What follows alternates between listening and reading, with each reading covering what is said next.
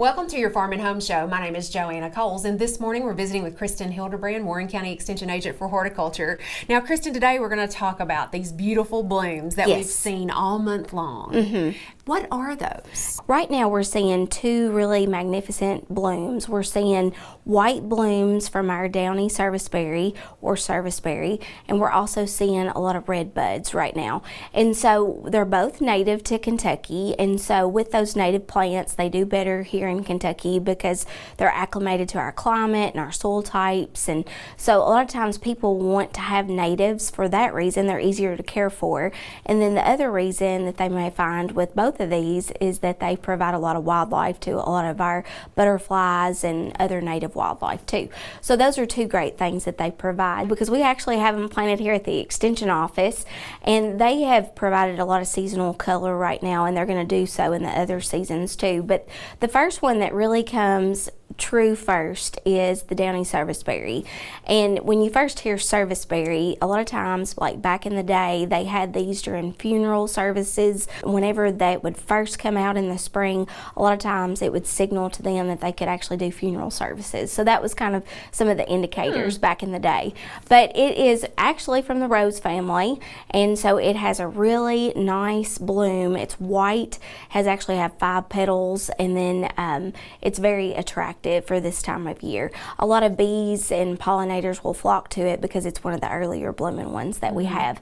And then in the summer months of the year, Joanna, it's going to look nice and green, and then eventually a little bit before June, it's going to start to form the fruit, and that's what the birds really enjoy, that wildlife. And so it's going to start as green fruit, and then it's eventually going to look more purple in color, almost black, like when it's ripe. Because it's in the rose family, it is a little bit more susceptible to some of the rose diseases. A lot of times we have it as a tree, but it can also be a multi-trunk shrub type interest. So a lot of times you may have to do some pruning because it oftentimes wants to do that. But on all 4 corners here at the Extension office, we have it planted, and 2, we're providing that source for our pollinators and other wildlife like the birds. How big of a tree is this serviceberry tree? I'm glad you asked that, because this is a tree that likes the smaller side. So it's like a 15-foot tree. So actually it's really good for homeowners in the residential area that want to have a smaller tree. A lot of times we'll put it in the front,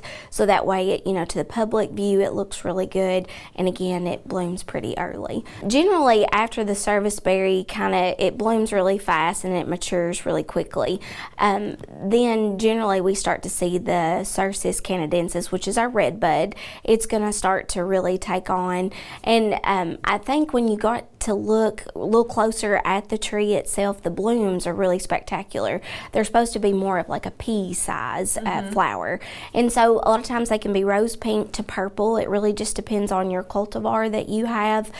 Here we have the pansy type of cultivar, so it's really pretty, but a lot of times you can find it in multiple colors of interest, but it even blooms right along the bark of the tree. So generally where you wouldn't see some other interest with some of the trees, that one is just really pretty.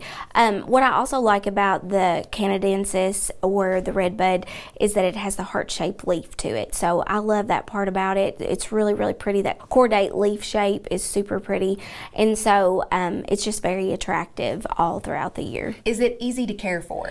It generally is really easy to care for. You will, like when you start to establish it, if it's new, kind of a younger plant, you'll have to make sure you water it, but most often both of these trees will be fairly easy to grow because they're native to the area. And they have that spectacular color first thing in the spring. Do they provide any other sort of color throughout the season?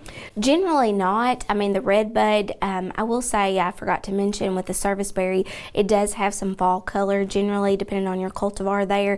It's either yellow or it can be more of a reddish tinge color. So both of those could give you a different kind of color with the foliage that it provides. But both of these are really good options. We have 2 really good fact sheets on both of these spring blooming trees. So if you have questions, want more information about it, there's a little bit more information on these fact sheets specifically about the cultivars that you can look at. And a lot of times we don't think about it until we see the color, but now's actually a great time to plant these trees. Fall is another great time. We appreciate you watching the Farm and Home Show, and we'll see you next time.